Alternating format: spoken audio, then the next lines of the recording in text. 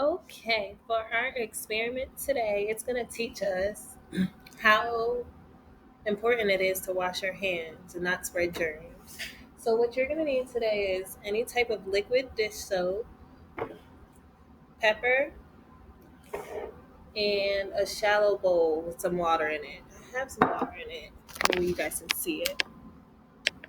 Okay, so the first thing we're going to do is put some pepper in the bowl so you guys can see the bowl.